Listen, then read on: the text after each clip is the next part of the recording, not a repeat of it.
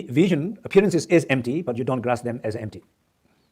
But you can experience them empty, you can be conscious of them empty, you can be aware of them as being empty, but you don't have to grasp. So that's, I think, maybe one of the big philosophical discussion is about what it means to say no, to know something.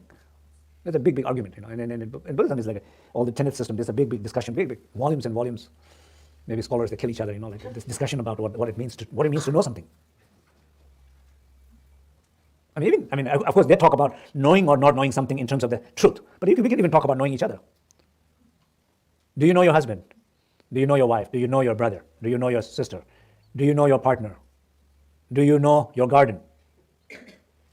Right? This question is clear. What is the answer? I know what I think they are. Okay. We have a lawyer here, Take my word, sorry. Okay, so we think what we know, right? So just think about it more think about it more experientially. What do we mean? Think about one important person in your life, okay? Somebody you deeply care. Think about it, okay? Think about means bring the image up.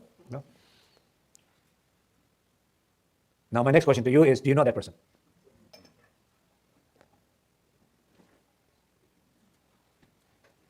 Somebody you deeply care. Somebody maybe you have been together, or you are together, or you're living in the same house. You've been living in the same house for years. My question to you is, do you know that person? Or you don't have to live together, maybe you're in some other situation, you are in relationship with that person many years. Do you know that person? Or what it means for you to know that person? You can be living together with somebody for 30 years, you really don't know that person. You only know that person, what you need from that person.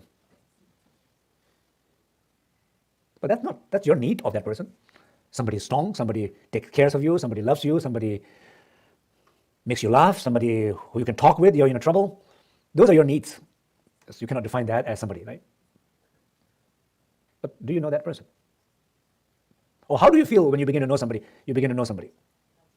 I clearly know, when you have so many things going on, when you have too many things in your head, when you have too many emotions going on, when you're too kind of agitated, when you're very ungrounded, those moments, you have much less chances to know that person.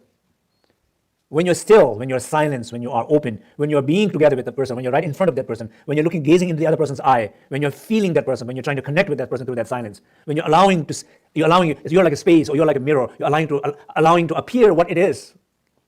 Those are the moments you begin to see that person, feel that person, appreciate that person, connect with that person, feel the joy of knowing that person, feeling gratitude of knowing that person. Those are the moments you're getting to know something, or moment that you're beginning to connect with somebody.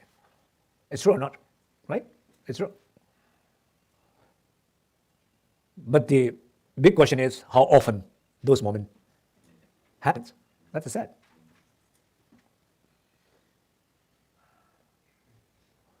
Or only that person, the one who does not wash dishes, the one who does not help with the laundries, the one who is too busy, the one who is, you're knowing that person aspect of unfulfilled needs of yours. That's even worse identity of that person than that one I said earlier. My messy husband. Oh, I don't know. You just identify in some sense of negative way to that person, right? So my main point, what I'm trying to say here, is this question about knowing. How do you know something or somebody? The reason why we wanted to reflect on how do you know something or somebody is the most important. You wanted to conclude, do you know yourself? It always have to end with yourself. Because the teaching is always about one thing, is about self-realization. And what does it mean to self-realize? Clearly it's not a conceptualizing self. Clearly it's not putting a limit into self.